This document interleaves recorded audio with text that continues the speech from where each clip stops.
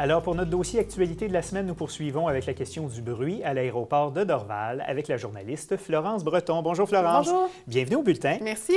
Alors, tu nous as préparé un dossier concernant justement tout le bruit à l'aéroport de Dorval. Peux-tu nous rappeler un peu, dans le fond, ce qui est au cœur de ce dossier-là? Oui, bien effectivement, on le sait, le regroupement des pollués de Montréal-Trudeau, c'est ces gens-là qui habitent près de l'aéroport, mais finalement, on voit que ça concerne beaucoup de gens là, sur l'île de Montréal. Donc, ils veulent intenter un recours collectif contre trois assez grandes instances. Il faut le rappeler, là, on parle de Transport Canada, de NAV Canada, qui est responsable du trafic aérien, et évidemment de l'aéroport Montréal-Trudeau. Donc, c'est quand même un gros combat qui s'annonce. Le problème, en fait, le gros problème, et des deux côtés, on le sait, c'est que chacune des deux parties a mené sa propre enquête, si on veut, et ils arrivent avec des résultats assez différents. On a droit à une bataille de chiffres. Exactement. Donc, du côté de l'aéroport de Montréal, on a des données qui datent de l'année dernière. Et de leur côté, on dit qu'on calcule finalement le bruit des avions en termes de décibels. Et du côté de l'aéroport de Montréal, on dit que ça varie entre 38 et 63. Puis ce qu'il faut savoir, c'est que la norme canadienne acceptable, c'est à 65 décibels. Donc, dans ce cas-ci, il n'y aurait pas de problème. Il serait au-dessous, mais les mesures prises par les gens du regroupement des pollués de Montréal-Trudeau, ce n'est pas ces mêmes chiffres-là qu'ils ont. Non, c'est ça. De leur côté, ils ont fait le travail différemment d'une autre méthode. On ne sait pas exactement comment, mais ils arrivent avec un pic qui peut atteindre jusqu'à 85 décibels. Donc, on s'entend que c'est assez différent. Et évidemment, si ça se trouve à 85, on peut en comprendre que ça dépasse le seuil acceptable, évidemment, parce que quand on parle du seuil de 65, pour donner une idée, le 65, c'est le plus fort que les gens de Saint-Lambert entendent lorsqu'il y a des spectacles à l'amphithéâtre extérieur, au parc Jean-Drapeau. Donc ça, c'est le maximum qui est acceptable. Puis, parce que là, on pense au bruit, le fait que c'est dérangeant, mais c'est aussi nuisible pour la santé. Du côté de l'OMS, l'Organisation mondiale de la santé, on dit que le seuil acceptable, ce serait 55 décibels. Donc, évidemment, nous, la norme canadienne, c'est 65. Donc, même si, techniquement, ce serait nuisible pour la santé, le 55 n'est pas applicable. Mais bref, si c'est réellement 85, ça devient quand même assez fort. Mais là, c'est ça. Qui a utilisé la bonne méthode? Bien, justement, comment peut-on expliquer la différence de 20 décibels entre les deux? Du côté de l'aéroport de Montréal, on dit qu'il y a des facteurs à tenir en compte et on nomme, entre autres, l'atténuation du bruit par les bâtiments. Et l'aéroport de Montréal est arrivé avec un chiffre comme ça en disant oui, les bâtiments, ça diminue le bruit. Donc, ils disent qu'il faut soustraire 21 décibels à la donnée qu'on a finalement. Donc, si on reprend le 85 qui a été obtenu par les pollués de Montréal-Trudeau et qu'on retire 21, bien là, magie, on tomberait à 64, donc ce serait acceptable. Juste sous le seuil. C'est ça. Mais justement, est-ce que ce que l'aéroport de Montréal dit, c'est vrai? Justement, là, ça va être de savoir, est-ce qu'il y a des normes? Est-ce qu'on sait comment ça...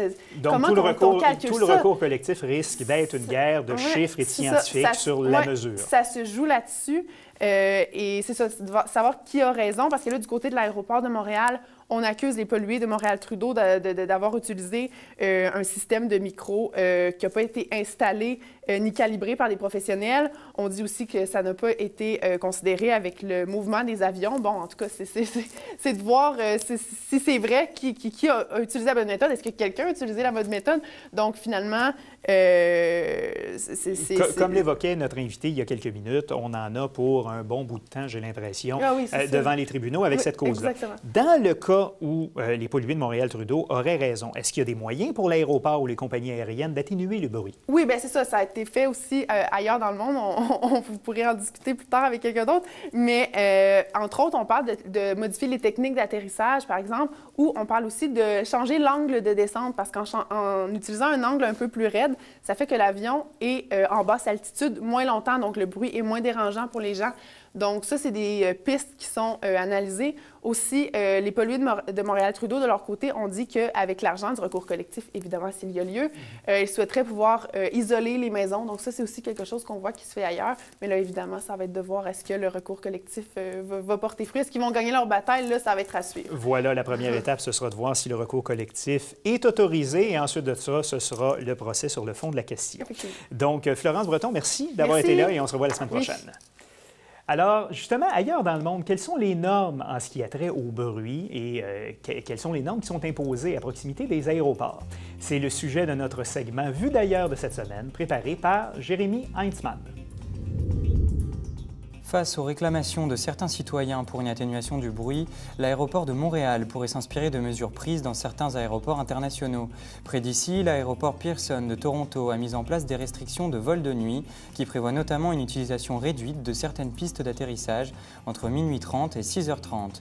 Aux États-Unis, selon les normes de la Federal Aviation Administration, les aéronefs les plus bruyants, comme le Boeing 737 et l'Airbus A319, circulent moins la nuit.